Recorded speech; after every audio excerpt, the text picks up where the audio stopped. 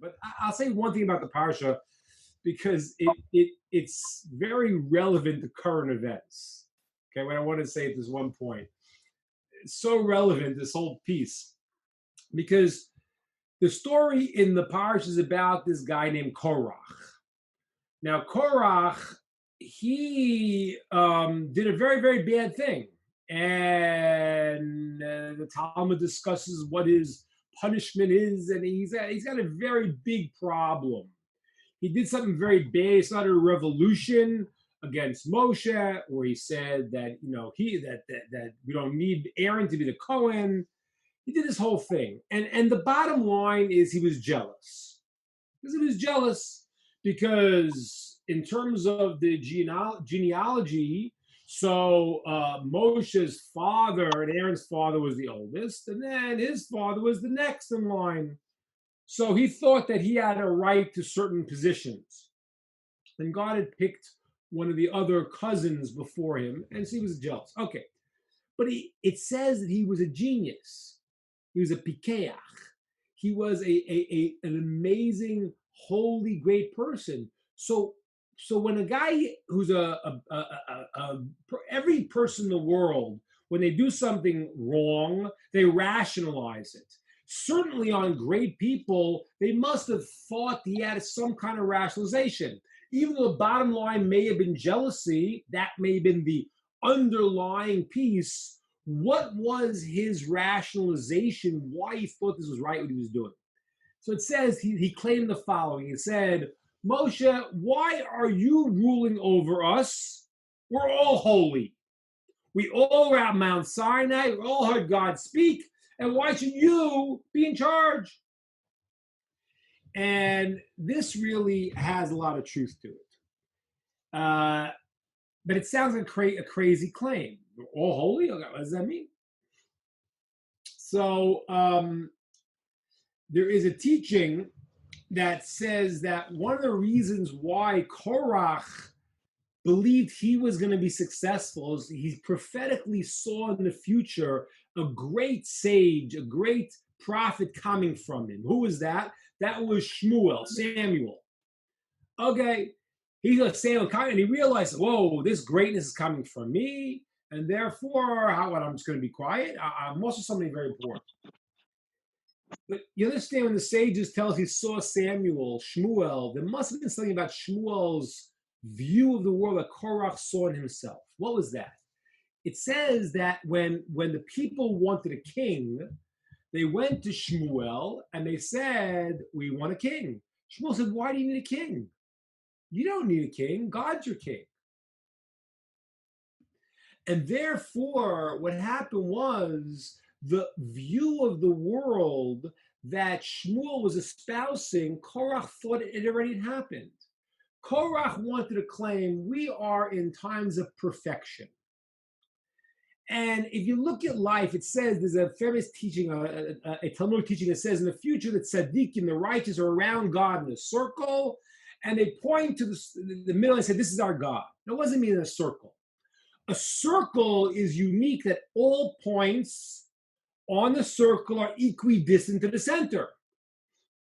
And therefore, all these holy, righteous people are coming from a different place, but they're equally close to God. That is a time of the future. Because let me ask you a question. I got a problem here, and this is a little bit the underpinnings of what people are making a grave mistake in the world today. But I want to ask you a question. Is it fair that one person should be smarter than another? Is it fair one person should have more money than the other? Is it fair that one person should be better looking than the other? But why is that?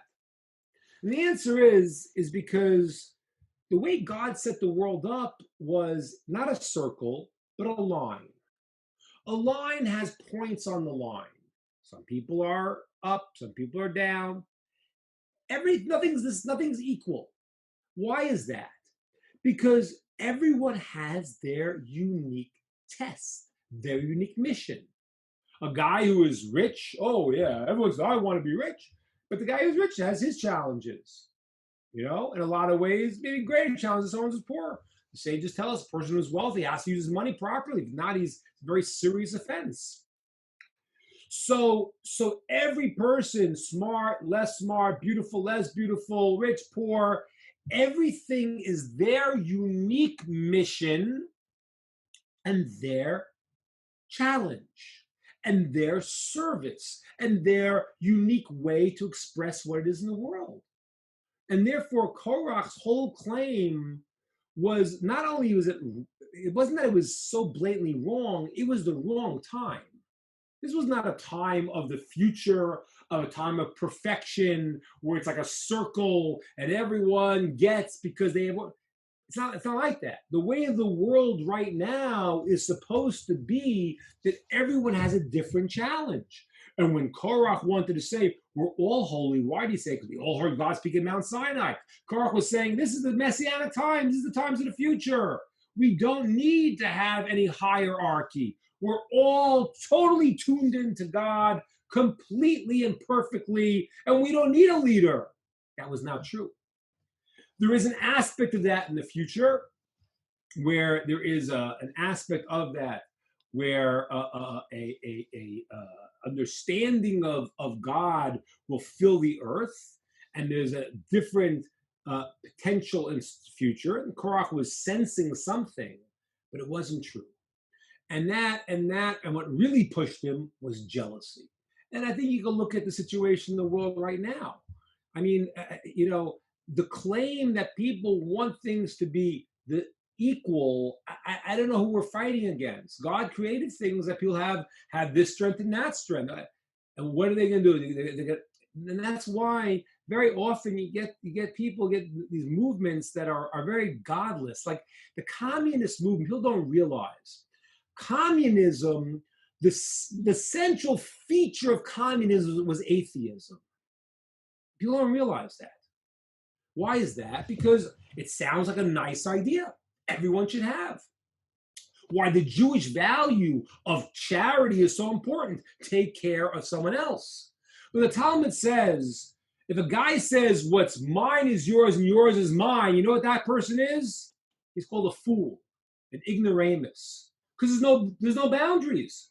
The borders are you have your property and you have your property, and the Torah implores us to give charity and to help those that are downtrodden. But there is something that belongs to someone else.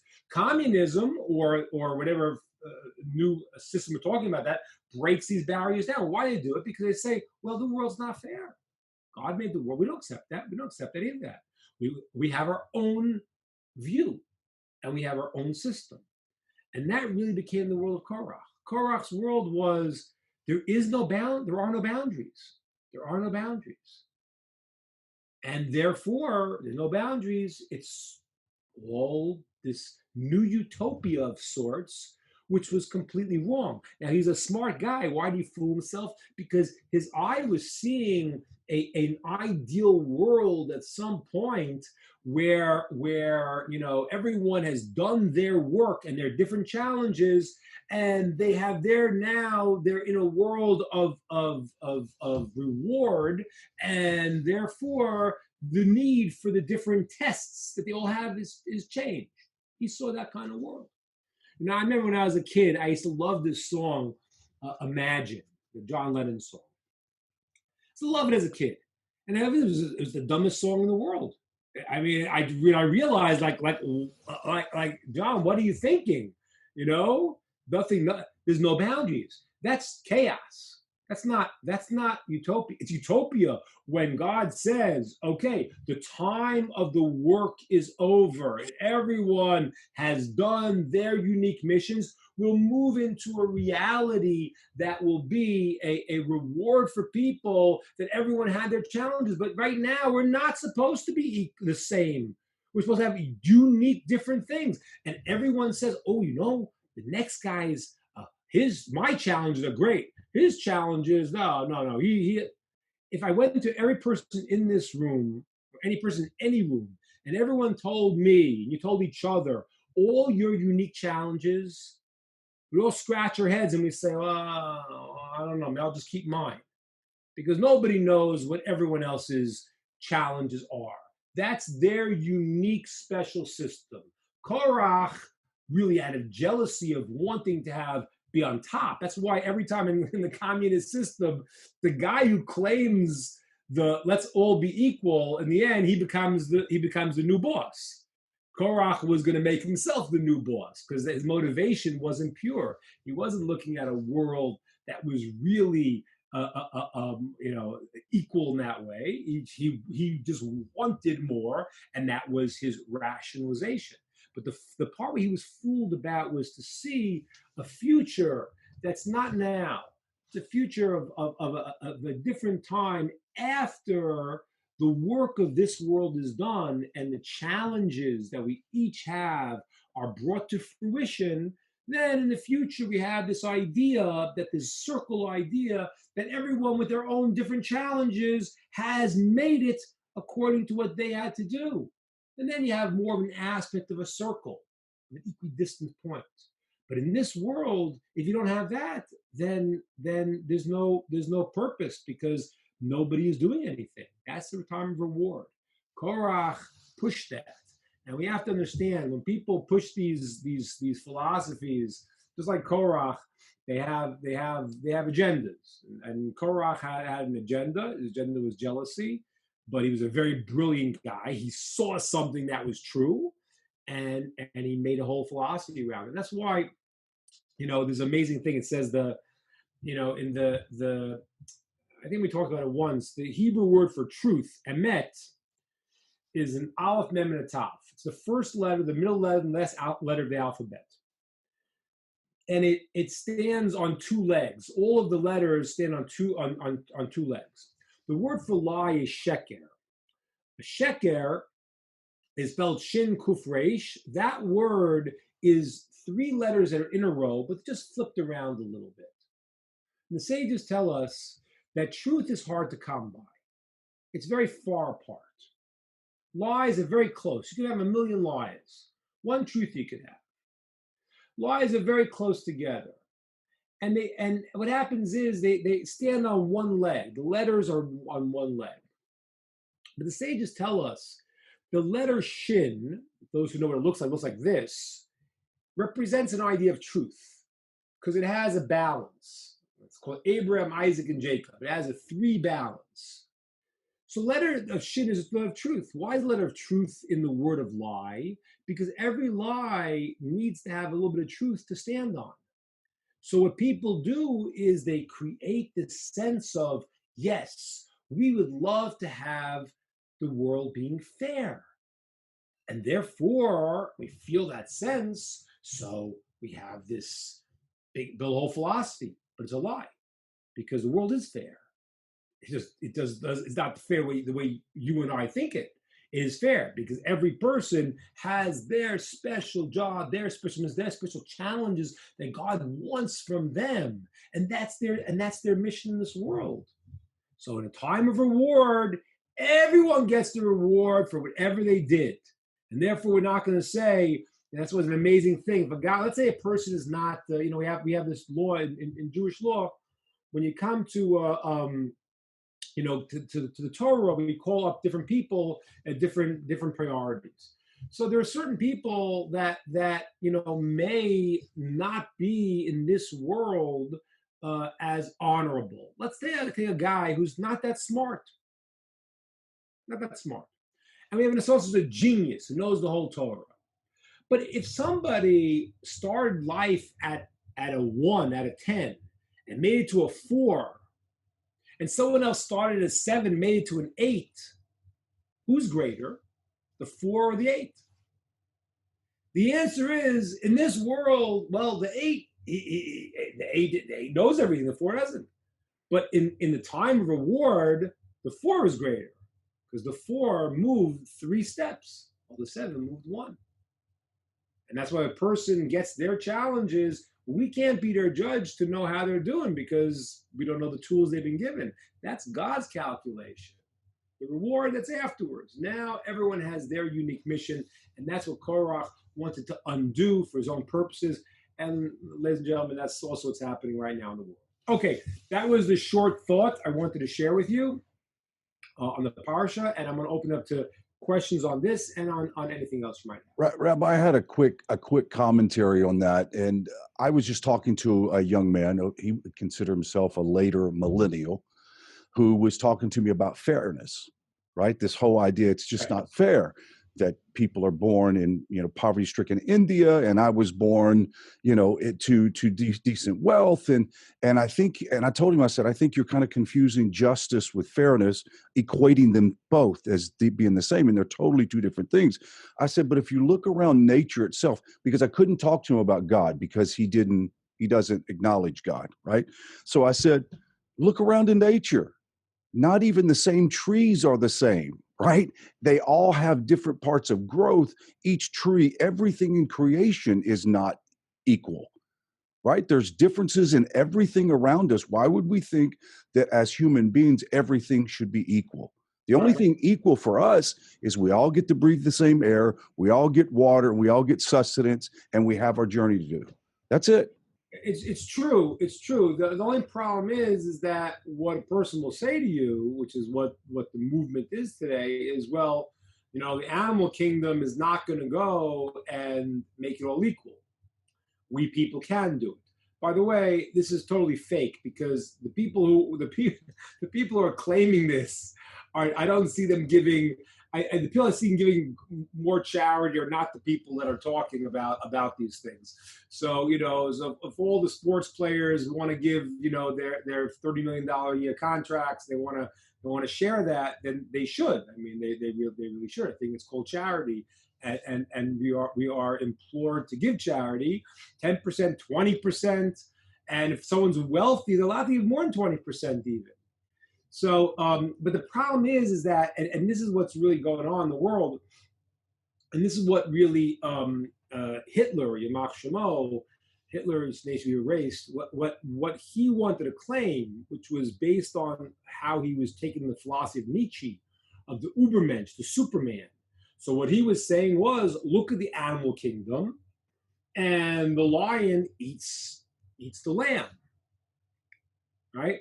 Now, you go to tell someone today, and this is very disturbing what I'm going to tell you right now. It just happens to be true, because the point that Rod is saying, when you take God out of the equation, everything falls apart. So a guy says, well, I said, they don't believe in God. I said, okay, so why should the lion not eat the lamb here? Why should the stronger not take over on the weaker? Which is what Hitler was saying, which Nietzsche was saying.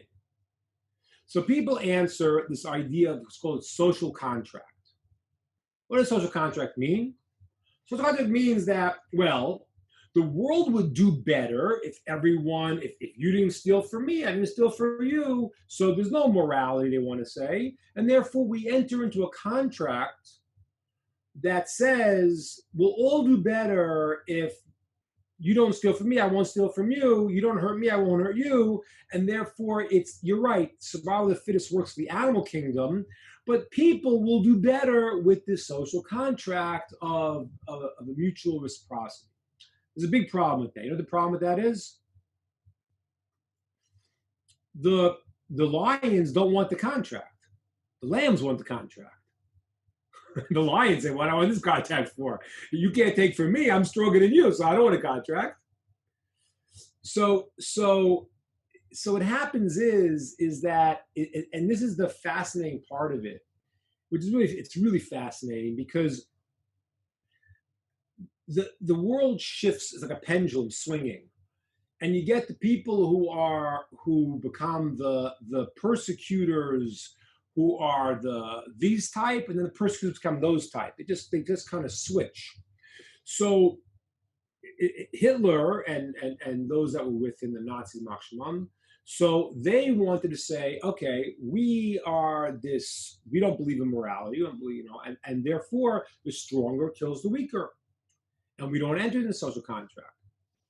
Okay, and the problem is, if you don't believe in a more objective morality, then you have no way to answer this person. I hate to tell you, it's very uncomfortable.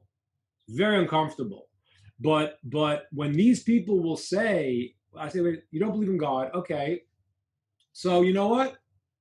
Just for argument's sake, Rod, you play the opposite side. So tell me, why is it wrong then? If you don't believe in God, there's no objective morality. Then you see the world of nature. The lion eats the lamb. Why can't the lion eat the lamb here? Oh, it's not right. Well, for you, it's not right. But there's no moral. There's no God. There's no objective. You think it's wrong. I think it's right. Who are you to say what's right and wrong? That's right. So that's the problem. Now, what's happened in the world today is that we have Facebook and we have social media, and nobody knows how to think. Like nobody knows how to think past the slogan. It's unbelievable. So when you say that to this person, he's going to look at you baffled-eyed and say, but this is obviously wrong. Okay, why is it obvious? Because everyone will agree to it. And if you don't agree, then we're going to make you look bad on Facebook, and we're going to tell you Torah. Okay. So there's no way of thinking about it now. So I like the fact, I prefer that these people now want to say, instead of the lion eating the lamb, they want to say, well, all the lambs should have, but it's not real. It's also fake. Why? Because start with giving charity. You're making $30 million. I don't see the $30 million guys giving. How many millions do you need a year? Yeah, so you need you want to live well. Okay, you need, I don't know what you need, $500,000. So give $29.5 million a year from your $30 million salary. Just give it to charity. Why not? I mean, like, really, why not? Because that's not the issue. That's not the issue. There's now the claim, if I have less, I deserve yours. Yours is mine. Mine is yours. And therefore now there's just a switch the other way. And to prove it's false, you don't see the people who are saying this really doing that. You see a idea of anarchy, which is, let's remove all boundaries. There's no boundaries. There's no boundaries because I want what's yours and I'm entitled to it, and you're. And so that's the other side, but it's not. So if the guy wants to come along and say he wants to even the world out, I think it's a very nice idea. But the problem is, without a belief in God, you really can't. Not only can you not argue with him, he can't argue with you because he wants to think it should be that way. Okay, and the guy says, I don't think it should be that way. So what are you going to do now? So now you're going to, and how do you equal the world anyway? We're gonna put chips in everyone's brain, make everyone the same intelligence. We're gonna pump steroids. Everyone's have the same strength. It's absurd. It would be a boring world anyway. Anybody else have any other questions or comments? Yeah, open it up. It could be on anything. I talked about the parasha a little bit just to give you a minute to think about whatever you want to talk about. I really wanted to have more of a discussion tonight. I was thinking this whole system might work if you had a way of an overseer, somebody who could oversee everything and keep it even, and then have a judicial system to handle those people who didn't abide by this contract. And if I'm not mistaken, I think Hashem set us up with that very thing, didn't he? That's right, exactly. Yeah, and not only that, all the justice is very, very exact. Very, very exact. A guy, if you ever lost $10 and you felt bad about it, you pray that the person who finds is the guy you owe the $10 to. Because that's the way it works. Right. Sometimes the story of a rabbi one time, his name was Palm. He was a great sage. This generation. And one time he was an old man, and he told his son that he was an old man, and they were him and his wife were in the house, and he felt very sick, felt very faint, and he was fainting, and she took an orange, and she gave it to him, and he said he sucked on that orange to get the juice because he had no strength, and he said like it kept him alive. And he said to his son, he says, I never saw a person eat an orange like that. And I felt like terrible. I was just shoving it in my mouth. And as he tells the story, he says, you know what? I asked you to remember someone eating an orange like that. He said, I remember when I was a young man. So I went to visit a friend in the hospital, and there was an old man in the bed next to him, and they were ignoring him. He couldn't speak. And I had brought my friend some fruit, and I didn't realize that the old man kept looking around. He couldn't speak, and they weren't taking care. He realized they weren't taking care of him. And I saw him looking at the fruit, and I motioned him. I said, would you like some?" And he went like this, and he said, I gave him the fruit, and he wolfed it down. And I realized that they had been ignoring him, and he was starving. And he said, as a young man, I said to myself, wow, that was the right thing to do. I wonder when God would repay such a thing. And years later, you got your orange when you needed it. So everything you get, everything you lose, everything, that's all very, very exact. But that's what Torah is saying is my point, really. That's why the communist movement, all these movements, the central piece of it is atheism. The central piece of it is that we are going to be the new God. And we are going to dictate what we determine is the way the world should be. And you can't stop us. And if you don't believe what we're saying, then really you're not really I don't know what you are. You're an animal. I know what you are. But that's it's all that's the premise, and that's why the world is and literally and ladies and gentlemen, I'm not exaggerating. I'm not exaggerating. This has gotten to the lowest. I mean, we're talking about things that we would see in the midrashim about the generation of the flood, the Tower of Babel. We're seeing the craziest things. A generation that doesn't know if people are men or people are women. There's no boundaries. And they don't know their history. They don't know where they come from. Right. And the rationale to it really is, you have to understand this. The rationale is that we are not going to, I'm going to say it in a funny way, but we are not going to accept that God is going to tell us the way the world should be. You say I'm a man. I'm not a man. You say I'm a woman. I'm not a woman. You say I'm it. There aren't. It's like a world when you're lost in this Disney world of you can make up your own reality, and whatever you want it to be, that's what it is. And that lack of boundary of knowing, no, there are boundaries in this world, and you have to respect the boundaries and function within the boundaries, but once you take those boundaries away, then you have nothing. And that's where this world's at right now. Sandy has a question or a comment. Yes, they're fighting the of God. That's right. That's what I'm saying. Yeah, Sandy, please. Yes, thank you, Rabbi. Later on in the portion, it seems like Moshe has given up on Korach. And so he goes to Datan and Abiram and tries to talk with them. And he asks them to come to him. And there's this phrase that they say that has always puzzled me. Even if you gouge out the eyes, we will not come. What does that mean? I mean, do they really think Moses is going to gouge out their eyes, or what does that phrase mean? Mm-hmm.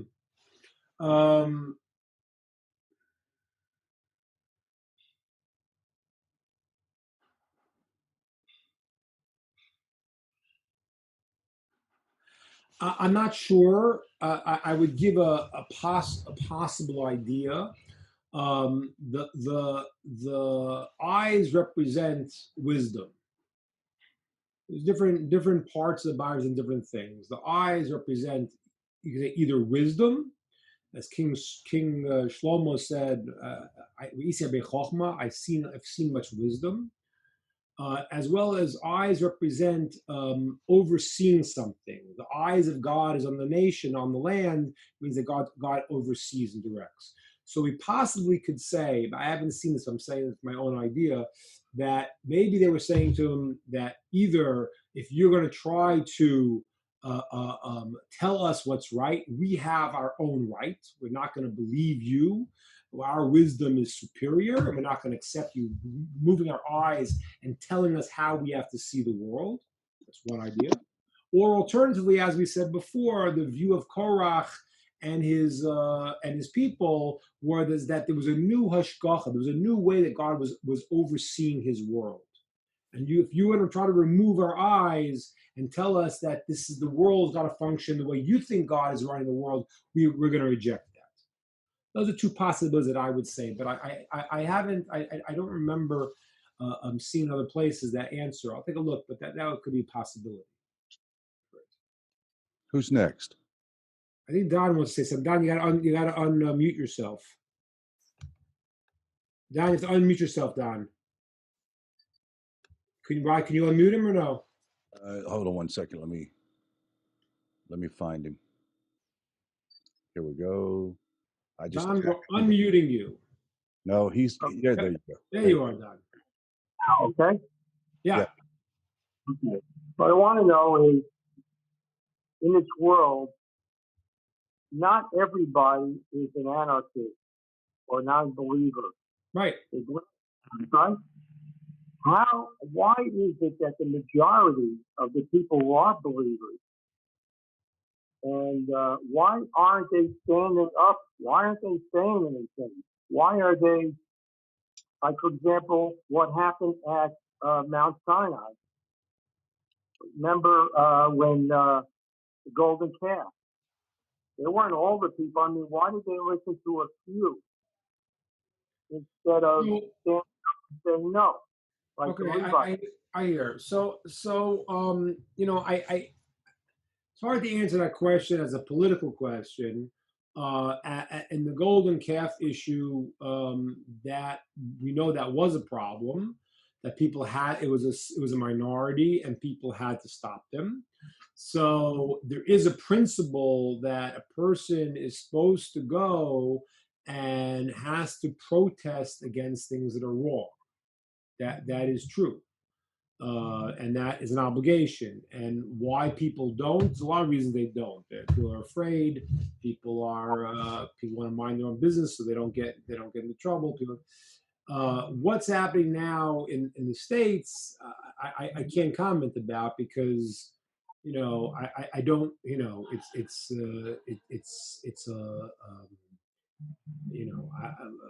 I can't tell you why people are not stopping. I mean, I think that's a government issue. I think the reason why it's not being stopped in the degree that you're asking is because you don't only have people that are destroying. You have a condoning of a large portion of the population who if I want to look at it from a positive side. Yeah, very good, Ross. Right. If you look at it from a positive side, people who are good people who do feel like Rod said, they want people to everyone to have good. We'd love everyone to have, and America has been in a country that has had welfare programs from the beginning. It's really, it has, could you do more? I guess so, yeah. But America has been a country that is not, even though it's a capitalist society and has been a very rich society, wealthy society, is taking care of people. Maybe you can do it more. I'm not saying that. But I think that right now there is a large portion of the country who because philosophically they're confused, and like the guy said to Rod, who are people who are good and don't know how to make sense of ideas of fairness, and don't know how to make sense of ideas of how to deal with inappropriate inequality. Certain inequality is appropriate because no one's the same. Discrimination is obviously not appropriate. You live in a society, and everyone should have rights to do everything in the society. That's obviously wrong and bad. But many people that are good people who don't know how to relate to this, because they hear the point, and there is a point that we want everyone to have all good things, and they're confused on how to relate to it, and therefore they're condoning it. And I think that's the biggest problem. Biggest problem is that there are people who because of philosophical confusions, they condone certain behavior or at least justify it. Nancy has a question. Or you finished, Don? Go ahead. Go ahead. I want to add to that is because the way religion is today, one has maybe enough people getting that kind of moral kind of education or, a direction in their life. And so you see this, they never ask themselves, am I doing wrong? Is it right to go up and beat somebody because he's taking my picture? Yeah. Or I understand, and I agree with what you're saying. It's just not an easy thing to go and to tell people what they should and shouldn't. That's why the ideas of defunding police, if that happens in your state, you must move. In Jewish law, I think you have to move because it says in the Medrash, it says ilmole malchus. If it wasn't for the government that controls people, ish chayim below, people would swallow each other alive. So I'd like to. We do want to teach everyone morals. We do want to teach everyone. We do want to teach everyone the value and the greatness of every individual, and to love and to respect everyone, and to give charity and help the downtrodden. To do all of those right things. At the same time, a country needs to enforce laws and hope that people develop a higher sense of morality, but to rely on that alone is not something that's possible. Rabbi, that is the actual basic requirement for all the nations, is to have courts of justice. Right. I mean, it's not like anybody can escape the responsibility of having courts of justice. And I would even say, I don't care who you are, if you're living in a state that wants to defund police department or a city, you've got to get out of there. It's like, unless you have the power to run and fight against it. Nancy Ross has a question or comment. Hi, Rabbi. I was just wondering if you thought, I was just wondering if you thought we were at the 49th level. I think we're at a pretty bad state. A pretty bad state. I don't know if I ever told you the story. One time I had some students, and they invited a congressman in Georgia to a lunch. I told you the story. They invited me also to the lunch. So this is going back a few years ago. This was before the previous election, and things were going on with America supporting or not supporting Israel, and then there was a whole thing what happened with the UN. There was a lot of stuff that was not going on so good. So I looked at the congressman and I said, I really hope that America continues to support Israel. Yeah. And I said, but not the reason you think. I said, Israel's going to be fine. We have God on our side, we'll be fine. But I care about America, and I want to make sure America's on the right side of history. And everyone in the room went, oh, did he just say that to the congressman? The congressman looked at me and says, Rabbi, you're 100% right. So I really feel, and especially we have many Noachides on this session, I really feel that it's important for the heart of America.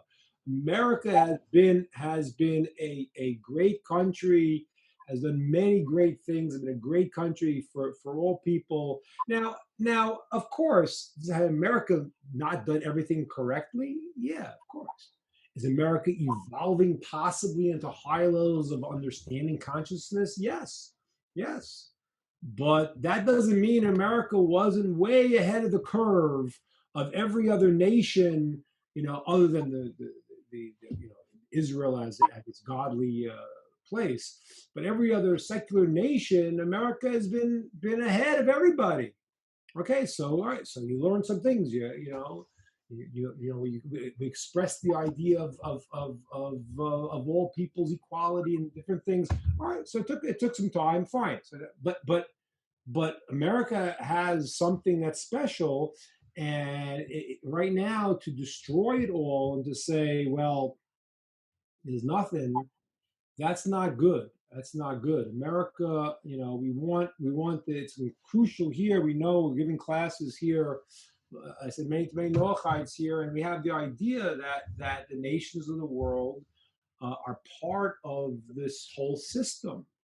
And you wonder what America really is, and it's a fascinating thing because it says there are 70 different nations, and that's a significant number. That's why Israel is one, the Jewish nation is one, and the 70s, one parallel 70.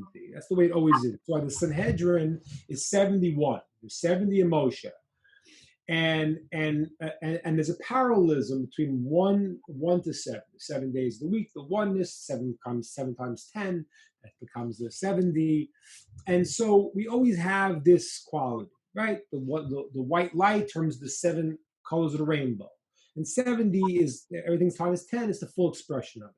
So 70 nations is the way the world is set up.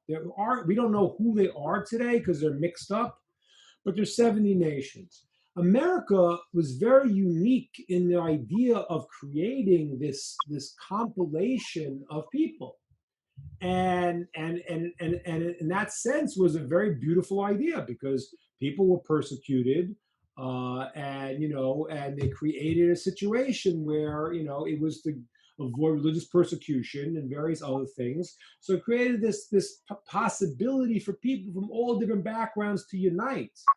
And that is a special quality. I don't know what that's called. I would like to think of it as the amongst the 70 of the nations, the leader of that, right? It's like the thing that pulls it all together, the United States of the United Nations in that sense.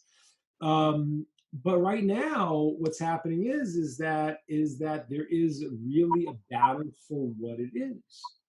And that's why you look at it, and that's why the Israel component is very significant here, because those that support a certain view of America support Israel. Those who support the other view, they are anti-Israel because they're anti-God, they're anti-Israel, they're anti-morality, they're anti-structure. And again, I don't want to be too extreme because people out in the middle, and that's what we have to really in America have to help the people in the middle to understand. But I think it's really the responsibility of everyone in this room to really to make sure for the heart and soul of America it remains and continues and becomes even a greater nation than it has been. Who else would like to ask a question or comment before we close out?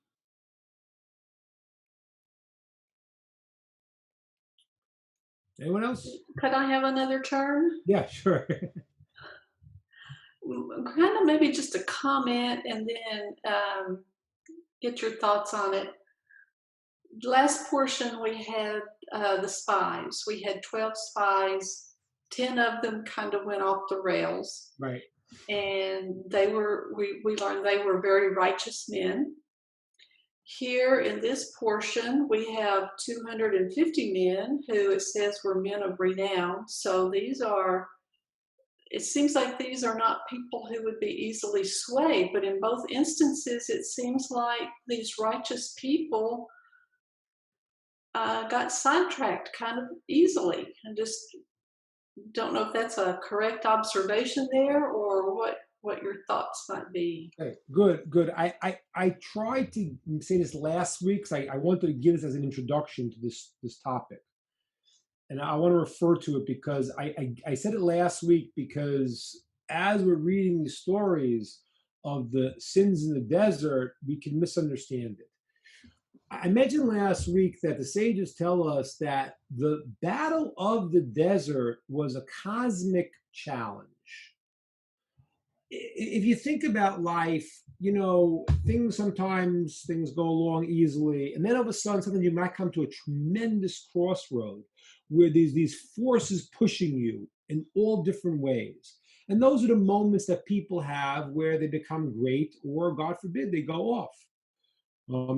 People who are, in the depression, and they have no money and this and that. And now they have to figure out how to deal with things. And something comes over and they offer a deal and it's not the straightest thing. But so people in points of tremendous challenge, there are make it, break it moments where people can either become great if they withstand the strong forces that cause challenges, or they could fall. That's when we look at a life. We look at a person's life. Yeah, everyone can maybe think of a few moments that could have been the turning point. Or you read stories about people. The story in the desert was a 24/7 battle. That's why it's called the desert. Why did it have to happen in the desert? Because the desert's a place a person can't live. And therefore, it says the place is the place of the mystical writings. It talks about it's the forces of negativity that God created in the world. The mission of the Jews going through all these spots in the desert was to fight all of these great, great challenges. So like last week, it was 2 weeks ago, maybe I think I talked about it. It was 2 weeks ago. When we talk about the story of when they were eating they wanted the slav, they wanted the meat. So the place was called the Kivras Atayv, burial of desire. Imagine a person had desire that was inside of them that was uncontrollable. That's what it was like. It was like that was their reality, because they were dealing with overcoming challenges. Korach and these men they were so high, they were so great, but their challenges were that great. It wasn't like they were easily pushed away. It was a major challenge. Something I can't even get into, because some of this is mystical things that are beyond we could talk about. But Korach, there was a whole thing with the soul he was going to fix up, and a whole thing what he had to do. But his challenge was very, very great at that moment of what he would become. And it was pulling him, the forces were pulling him in different ways. And he had his moment to then say, no, I'm going to see through this and act properly. And so the things that happen, the part that you're saying that's not correct, is they weren't easily pushed away. It was a major, major thing. Now, very often, not very often, but sometimes if a person is very great, it says you can go from the highest heights to the lowest lows. Because a person that's kind of in the middle, all right, we're in the middle.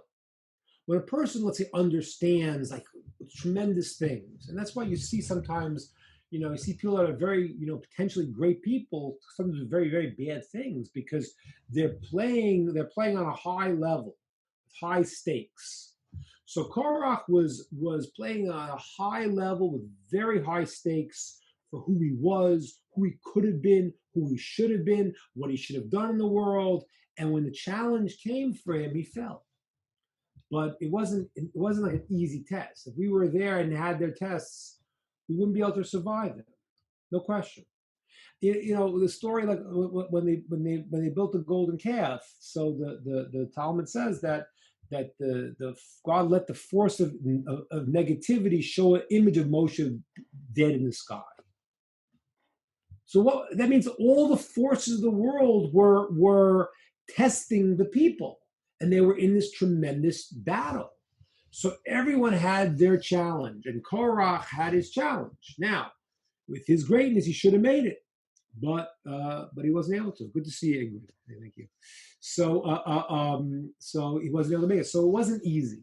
There were major tests, but great people are very often put to great tests, and Korach was put to that test. So do you believe that our postmodern era, what we're seeing right now, is actually a test for the preservation of a good moral country? Yeah. Yeah. America, I'm telling you, this is really, you guys are on the front lines. You got to fight for the heart and soul of America. It's really crucial. It's really unbelievable. because America may be a moral country, support Israel, support truth. And okay, America, they made it, built it in a way that, I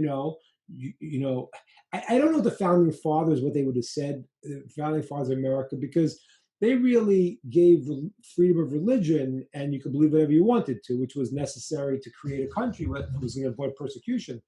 I don't know that they foresaw that there would be a religion called no religion. I don't know if they really foresaw that there was going to be this situation where we don't believe in anything. Well, if you don't believe in anything, then where do you get your morality from? Okay, so you feel that you think it's right. That's a danger. That's a slippery slope. So I think right now, I really think, really, I actually believe that people that are Americans should pray that America is a righteous country that support people that are righteous non-Jews, that should say that we are going to be a beacon really to the world as they've been. And that's really one of the reasons like I'm really doing what I'm doing here in terms of the Noachides, because I really feel that this is crucial. This is crucial. If America could get a movement of people where they see clearly the idea of God and truth and righteousness in the world, and they're not, and they do it in the proper way. We don't go and blow things up. We don't do that. If you look at, uh, you know, uh, our religious fanatics, what do? We sit and we pray and we learn all day. I mean, that's what we don't go blowing things up. So people have to know how to approach things. There's a way. There's an approach to it. But really, the heart and soul of America really is in danger right now. Ross has a question before we go. Yeah. A little bit of a statement, actually. Sure. You covered so many things. As far as everybody's missions, that reminds me of Hillel. Never judge your fellow man until you come to his place. Right. But again, what we were discussing this just yesterday, as a matter of fact, and everybody, it's been said in this room too. This world right now looks a lot like it did at the time of Noah and the flood. And that's a direct point to the fact that that's exactly what saved Noah, was keeping the commandments that he had. And that's why it's so important for us to do the same thing now. We don't just acknowledge them and make a list. We have to live it. We have to breathe it. We have to teach it. We have to spread it. Yeah. Because that's exactly what is tikkun olam, to fix the world. Yeah. The things that are broke right now is what the 7 laws will fix. 100%, 100%. And that's kind of why I wanted to talk to you guys, because that's really what this is about. This is about, and you guys you have to do it, because people are waking up. People in America are waking up. They're starting to say to themselves, certain things don't make sense from what I was taught. Because, it's a funny thing. It's so strange, but like when Judaism taught monotheism to the world, everyone thought that was crazy. The Romans would laugh at the Jews. They would say, you're praying, where's your God? They said, you can't see our God. I think they called them atheists, didn't they? Yeah. Hey, you don't say, how many you have? One. That's crazy. So the world was very primitive. Today, if you go to most people already believe in one God. Where did they get the ideas and the confusion that they got from their childhood? They got it. But most people really, the influence of Abraham teaching the world there's one God, most people, I think, in America really, I mean, I know they're stuck in ideas that they've heard as a kid, but the idea of there being one God, they just try to They have a math problem. They say, oh, well, 3 is 1 and 1. They got some problems with the mathematics. But there's a certain place where the people feel comfortable with an idea of one God, one omnipotent, beneficent God. And so they were taught wrong things. They were taught, oh, this is the jealous God. Crazy they were taught. One God, omnipotent, do everything once, and beneficent. As I said last week, I think in this class, because he's omnipotent and beneficent, that means that everything is as it's meant to be. So this idea has to be spread. One God. And then there are laws on how to act. You can't steal. Sorry. You think you're entitled to it? Go to the judges. There are judges. Create good judges. You can't steal. You can't do certain things. And this has to be this. If this is spread in America, this is the way to save America. It is. It really is. And Rabbi, I'm going to make sure, I would like to air even the Q&A session. So everybody that participated today, are you okay with us adding that extended session on this? Because I think the Q&A was as important as the lecture itself. There's so much good stuff that the whole world needs to hear.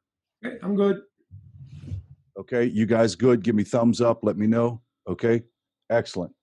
I appreciate it. Rabbi, you have anything else to say before we go? Just keep going strong. Talk to God, pray, and as Ross said, do what you got to do. Not all in the head; it's also in action. We got to do. We have to bring it into the world. Rabbi, thank you for your dedication to the Jewish people and also to the B'nai Noach, the nations. Thank you so much for your loving kindness and wisdom. We really appreciate it. And until tomorrow morning at 10 a.m. for our Parsha discussion, and then Thursday night, we'll say shalom to everyone. Leitro. Bye, everybody. Okay, thank you. Thank you, Rabbi. See you. Shalom, shalom. Bye-bye. Thank you. Bye. Thank you, Rabbi. My message? Rod, Say again? did you see my text that I left something on your desk? Yes, I got that fine. Thank you. Sometimes you put a thumbs up so I know that you saw it. Right. I thought I did that. I'm sorry. Okay, and your fan was going, as well as the door had no alarm. Okay. Did you set all of that? I didn't set the alarm because I figured you were coming maybe right back. Yeah, I was supposed to, but I didn't. Okay. I'll make sure I hit that next time I go over there. Thank you. Okay. You're Okay. welcome. Shalom, shalom, guys. Hello.